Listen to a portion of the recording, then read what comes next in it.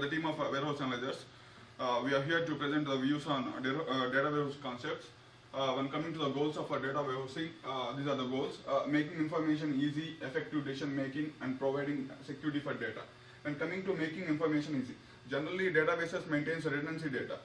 We are whereas in a data warehouse, we are there is a facility to provide a good data, means non-redundancy data. Whereas in data warehousing we use a non-redundancy technique called normalization. Normalization is nothing but improving the data efficiency, like that. That is this goal. When coming to effective decision making, whereas in data warehousing we maintain by using data we maintain some reports. By using that reports we can evaluate the decisions as well for quarterly reports as well final annual reports, like that. When coming to security, yeah, it provides a security as well. It provides we are using in a Unix environment as well as in a Windows environment. Compared to, yeah, it's definition. Definition. It's a data. It is a database which is used for reporting as well as data analysis. It's a central repository for creating data reports, which is creating integrated data. As well, data warehousing stores, we discussed, data warehouse stores current as well as historical data for doing reports as well which is used for senior management. When coming to characteristics, there are 4 characteristics: subject oriented, integrated, time oriented, non-volatile. When coming to subject oriented, subject oriented. This is the subject oriented. We are taking example of insurance company. These are the areas in insurance company: commercial, life and insurance system. In this system, we maintain a commercial and as well as a life insurance data. In this, we maintain a policy data like auto fire policy, like that. In this, we maintain accounting data. In this database, we maintain billing systems, and this we maintain claim processing. These are the databases.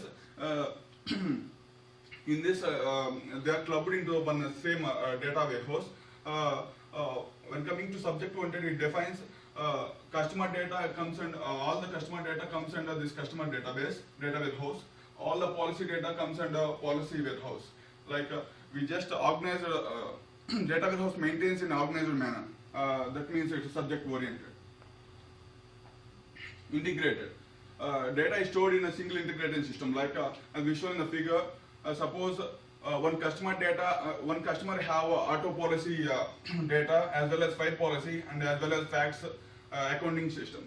All the data is clubbed under the single data. That is called integrated. Time variant.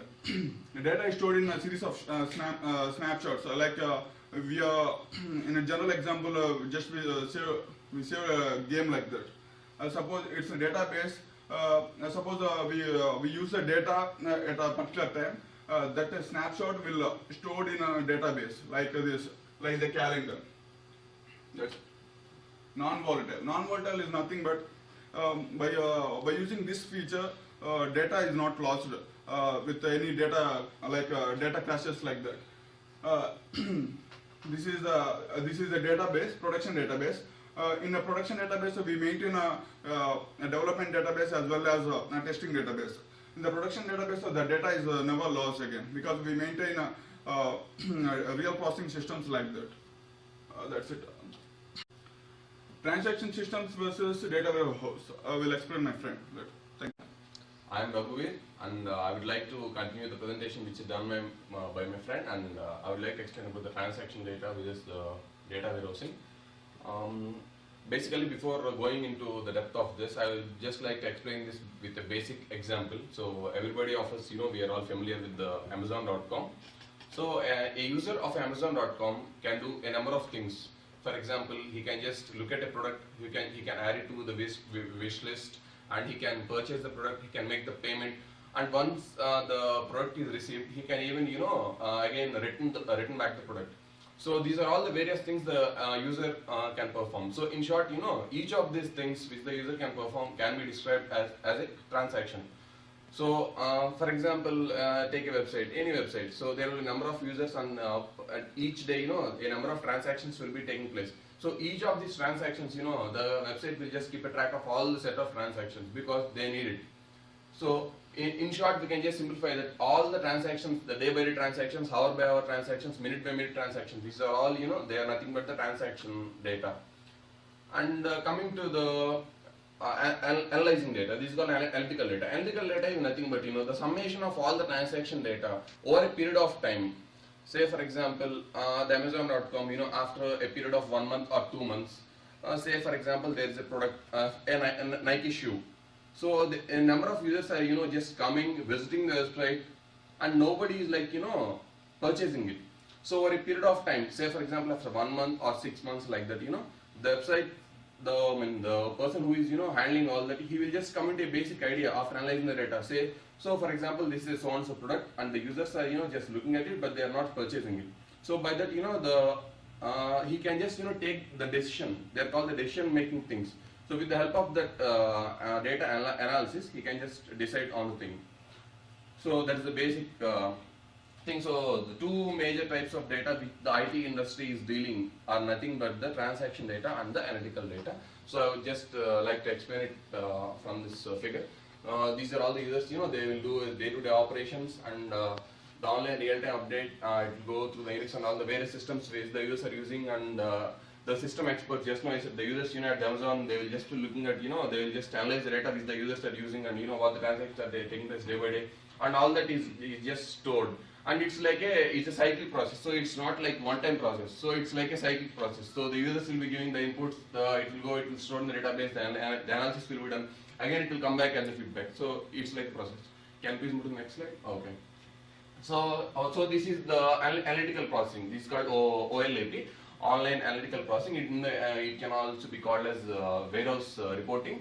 So it's just it's just the second part of doing. Though through various systems the data will be going. It's the environment where the data will be stored, the data sign, transformation, cleansing, and all will be done.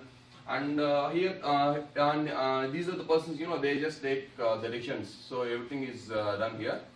So here it's very clear. So it reduces the data processing costs, the integrated consistency rate and availability of the analysis, and the benefit is the improving in reporting, processing, and analytical capabilities.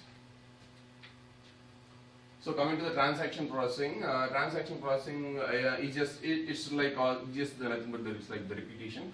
So the online real-time update of data takes place, data will be stored here. It's like a cyclic process. The data will be cleansing, transformation takes place, and summarized, and the persons they can just take the decisions based on this outputs. Okay.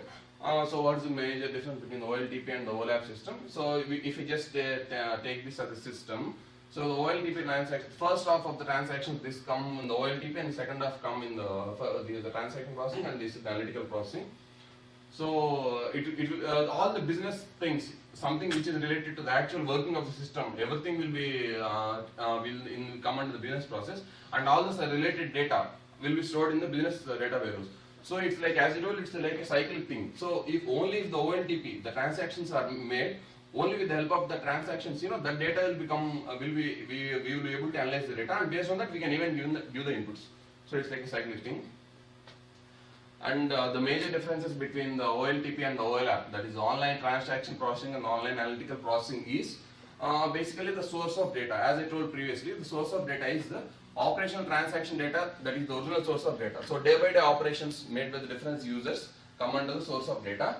And coming to the OLAP, it's a consolidation of various OLTP databases. So all the summation of transactions which are taken place over a period of time, that's all come under the input for the OLAP. The purpose of the data. Purpose of the data is reveals a snapshot of the ongoing business process and helps to control the run fundamental business tasks. So based on the online transactions, the transactions, what happens is the person will be able to understand that the website is running properly, everybody is able to perform things properly.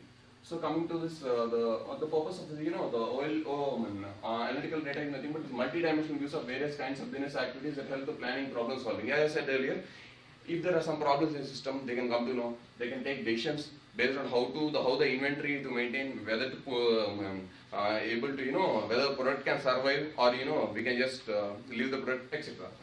So the inserts and updates, short and fast inserts and updates initiated by the end users. So inserts and updates, they are very short operations, and here it is a period of it's a long time running operations. The queries are also, these are all the standardized and simple queries, and here they use mostly complex queries because it's an aggregation of data. A lot of data, is multi-dimensional view. It's all take place.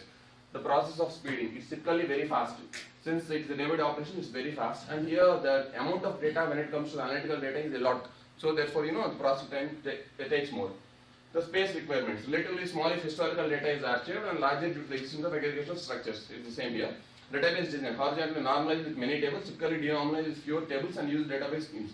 So generally they make use of the star schema here for the analytical data. Next, backup and recovery. Backup is not regularly because it's a day-by-day operation. Backup is not regularly, but here in online analytical process, backup is nothing but instead of taking backup regularly, the summation of all the transaction data will act as a backup for this online analytical processing systems. Okay, thank you. This is the end of my presentation, and my friend Mohan will continue.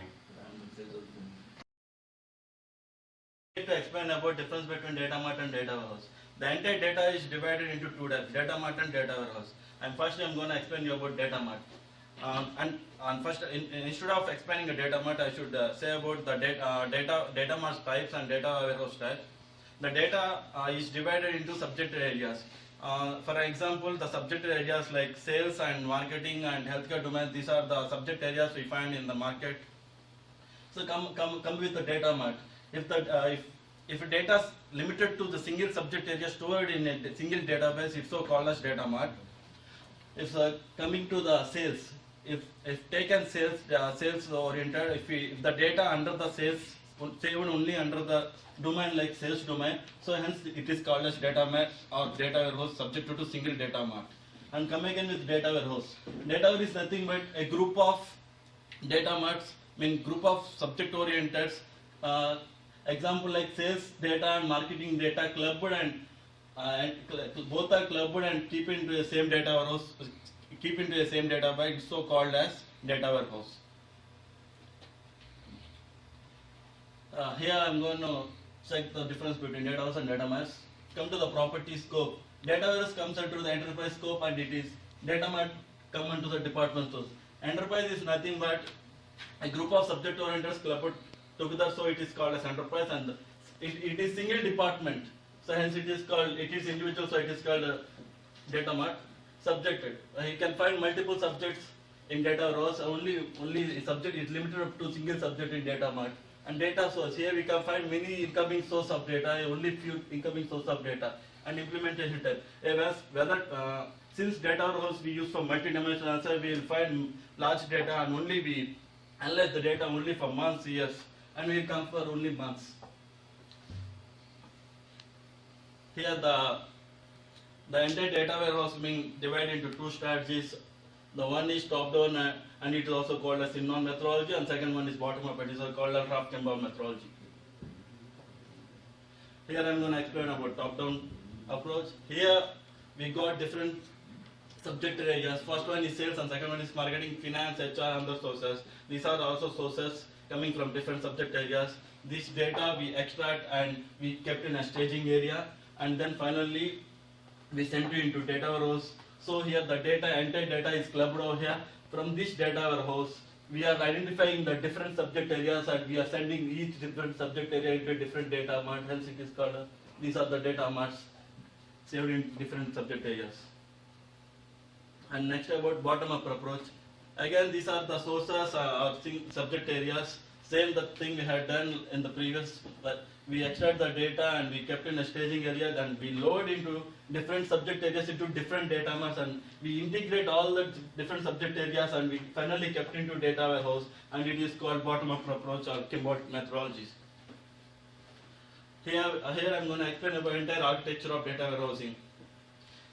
First, the architecture starts with the source files.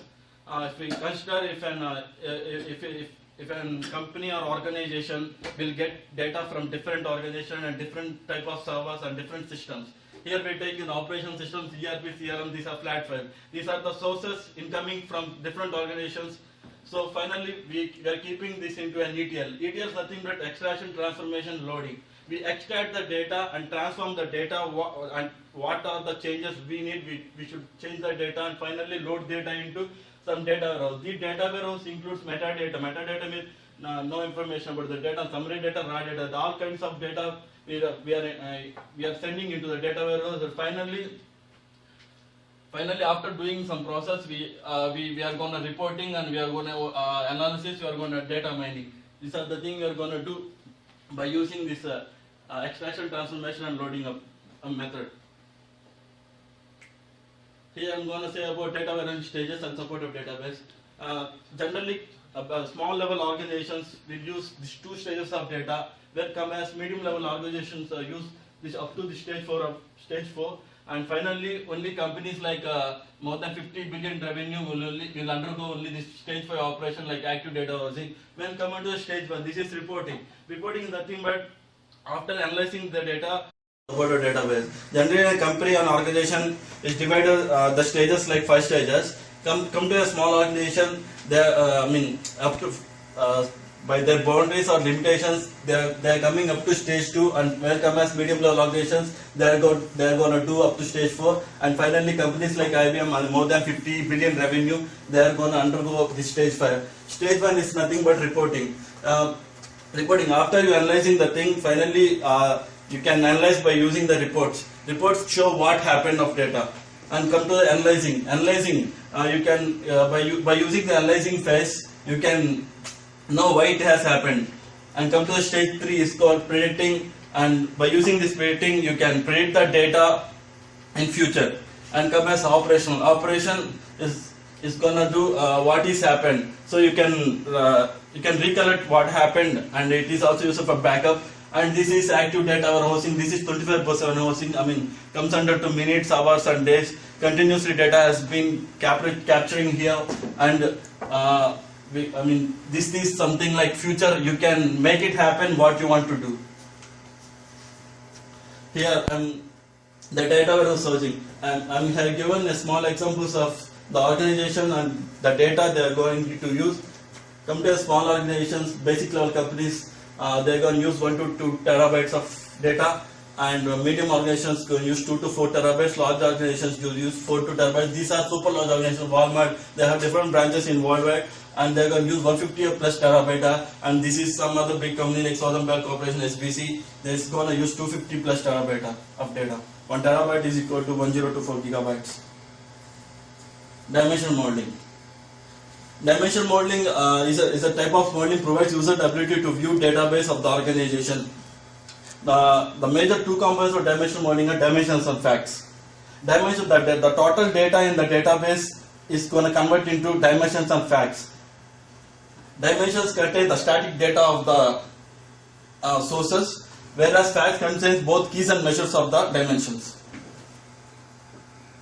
Here I had given a small example of what are the dimensions and examples of dimensions and examples of facts. Now here going with the examples of dimensions. In the tech is in retail marketing. Here dimensions are store name and zip code, product name and product code, which are static and which are not changeable. Here come with telecommunication, call agent, call distance. And banking, customer name, account number, branch, account officer. Insurance, policy type and insured party. And retail. These are the fact tables. Comes under same domains. In the take as retail domain, number of units sold and sales amount. This can be calculated. These facts are calculation based. So telecommunication, length of the call in minutes, average number of calls. This also can be calculated. Banking, average monthly balance, and comes again insurance claims amount. So I'm here to explain about the data warehouse schemas. There are 3 schemas: star schema, snowflake schema, and galaxy schema. And this is the diagram about the star schema. In star schema we have dimensions and fact tables. In dimensions we have all the details about the individual material, like account details in one dimension, currency details in one dimension, about the date and the branch, etc. And the fact table, we will measure the dimensions, like we will measure by using the keys of each and every dimensions. We will save the data and will measure the entire in fact tables. And when it comes to Snowflake, it is very similar to star schema. Here also we have dimensions and fact tables, but the difference between the Snowflake and star schema is, in Snowflake we have sub-dimensions for each and every dimension. For example, if you see here, for items we have the item key, item name, brand type and supplier key. And for supplier key we have another dimension table here regarding, it explains about the supplier key and supplier type. Here in location we have the city key, it explains about the city key, the city and the state and the country. And the same here, the fact table, it will measures the dimension table by using the keys of each and every material. And the Galaxy schema is the combination of star schema and Snowflake schema. Here we can use many number of dimension tables and fact tables, but the main concept is we have some similar dimension tables here. Like if you see in the sales and purchase are the two dimension tables, and when it comes to fact tables, here the time and the products, these two are similar for sales and purchase. For the sales department and for purchase department, the time, like on the day it came and the day it purchased, etc., and the products like product ID, product key, product type will be similar in both sales and purchase. This is the difference between the Galaxy schema and the remaining two schemas. And the next concept is slowly changing dimensions, like gradually and occasionally over time. Like we have three types of slowly changing dimensions, like type 1, type 2, type 3. In type 1, it will store only the current data. Like the main approach is overwriting the old values in the dimension record. Like it will store only the current data. Like the previous one will be deleted entirely. That's the result, losing the ability to track the old history. And when come to type 2, it will create an additional dimensions record within the timestamp at the time of change with the new attribute values. Like it will store the history and current data. It means it will create another dimensions individually to store the previous data, to store the new data, and the previous data is already stored. And the result is segmenting history very accurately between the old description and the new description. And in the type 3, the main approach is creating new current fields and move the old attribute in the present field. It will store the previous and the current data. It means the data which is stored just recently, just few minutes back, it is stored and the current data will be stored. And the remaining, the previous history, like the old history, will be totally deleted. And the final one is like advantages. It will acquire new customers, it will retain existing customers, and it will improve customer satisfaction, and it will sell more products. These are the advantages of data warehousing concept. We come to our end of our presentation. I think you all got some awareness regarding the data warehousing concepts and all the things we explained here. Thank you, sir. Thank you very much.